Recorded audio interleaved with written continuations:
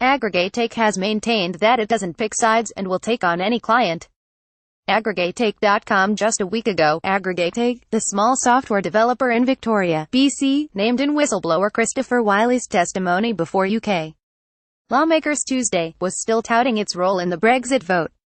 Until it was apparently removed this week, the company's website featured a glowing review from Vote Leave campaign director Dominic Cummings. "We couldn't have done it without them," it read. The company received the equivalent of $5.7 million from the Vote Leave campaign, more money than any firm working for either side during the Brexit referendum campaign.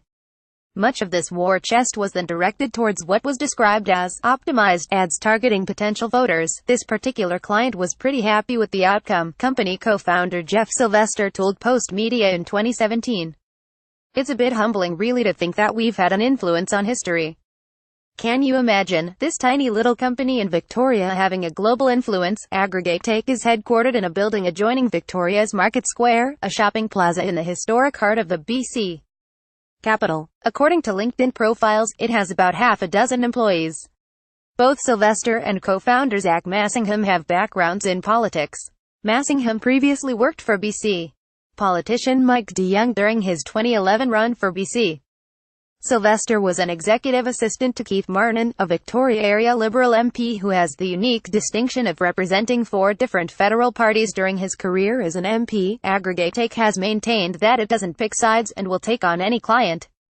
"We have worked in Europe, North America, South America, and Africa, across the political spectrum," Massingham told Victoria's Times columnist earlier this month. On Tuesday, Wylie told the Media Committee of the British Parliament that he absolutely believed AggregateIQ drew on Cambridge Analytica's databases for its work on the Vote Leave campaign. "There's now tangible proof in the public domain that AggregateIQ actually built Ripon, which is the software that utilized the algorithms from the Facebook data," Wylie said. AggregateIQ co-founder Zach Massingham, the OEWE have worked in Europe, North America, South America, and Africa across the political spectrum, he told a newspaper last month. Submitted Ripon, named for the Wisconsin city in which the Republican Party was founded in 1854, is micro-targeting software designed to allow political campaigns to manage and track potential voters. This week, the cybersecurity firm UpGuard was able to access a code repository that seemed to confirm AggregateIQ created Ripon.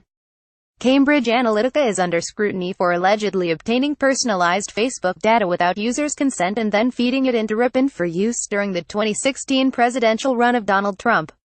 In comments published in the Observer newspaper over the weekend, Wylie also claimed to be a central player in AggregateIQ's creation. "It's a bit humbling really to think that we've had an influence on history," Sylvester has acknowledged knowing Wylie through federal Liberal Party channels, according to the Times columnist.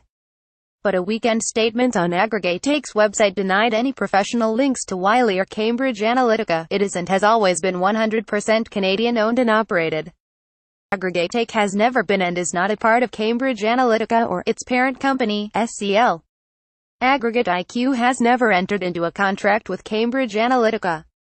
Chris Wylie has never been employed by AggregateIQ." The statement added that the company has never knowingly been involved in any illegal activity. In an interview last week with CBC, the BC Information and Privacy Commission confirmed that the company is under investigation. "We are asking whether AggregateIQ was involved in any of the British Columbia election activity," said Acting Commissioner Drew MacArthur.